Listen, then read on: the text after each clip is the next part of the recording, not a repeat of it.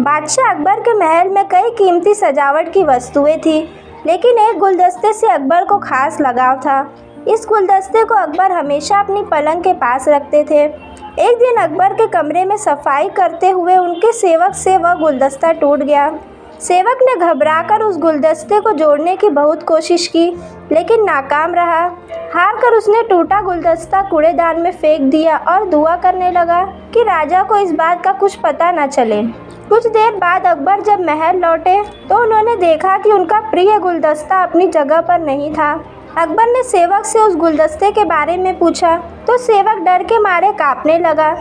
सेवक को जल्दी से कोई अच्छा बहाना नहीं सूझा तो उसने कहा कि महाराज, उस गुलदस्ते को मैं अपने घर ले गया हूँ ताकि उसे अच्छे से साफ कर सकूं। यह सुनते ही अकबर बोले, मुझे तुरंत वो गुलदस्ता लाकर दो। अब सेवक के पास बचने का कोई रास्ता नहीं था तो उसने महाराज को सब सच बता दिया कि वो गुलदस्ता उससे टूट चुका है।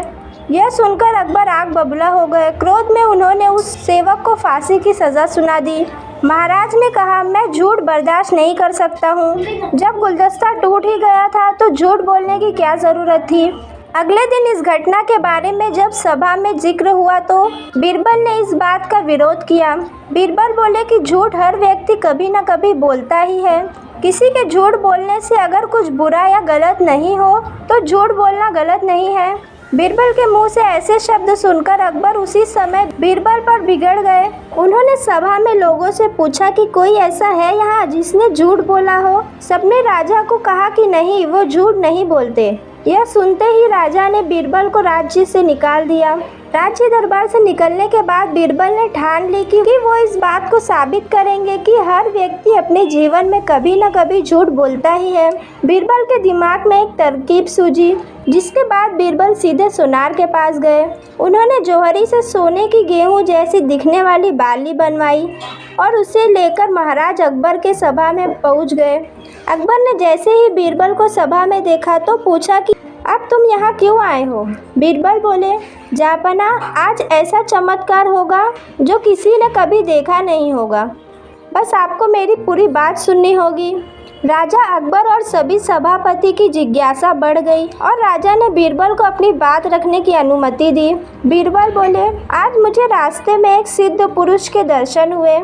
उन्होंने मुझे यह सोने से भरी गेहूं की बाली दी है और कहा है कि इसे जिस भी खेत में लगाएंगे वहां सोने की फसल उगेगी। अब इसे लगाने के लिए मुझे थोड़ी सी ज़मीन चाहिए।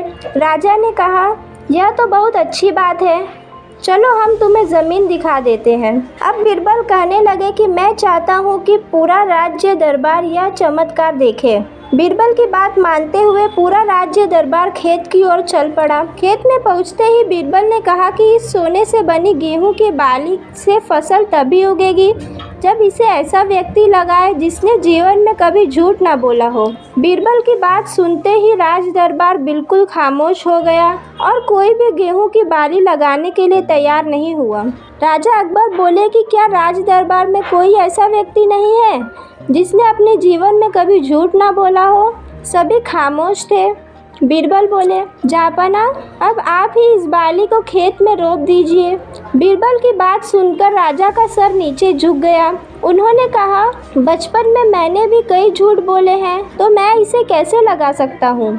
इतना कहते ही बादशाह अकबर को यह बात समझ आ गई कि बीरबल सही कह रहे थे कि इस दुनिया में कभी न कभी सभी झूठ बोलते हैं। इस बात का एहसास होते ही अकबर उस सेवक की फांसी की सज़ा रोक देते हैं। तो दोस्तों, इस कहानी से हमें यह सीख मिलती है कि बिना सोचे समझे किसी को बड़ा दंड नहीं देना चाहिए। हर काम को सोच विचार करके ही किया जाना चाहिए। साथ ही एक छोटी सी झूठ की वजह से किसी व्यक्ति का आकलन भी नहीं किया जाना चाहिए, क्योंकि कभी कुछ परिस्थितियां ऐसी बन जाती हैं कि लोग झूठ बोल देते हैं।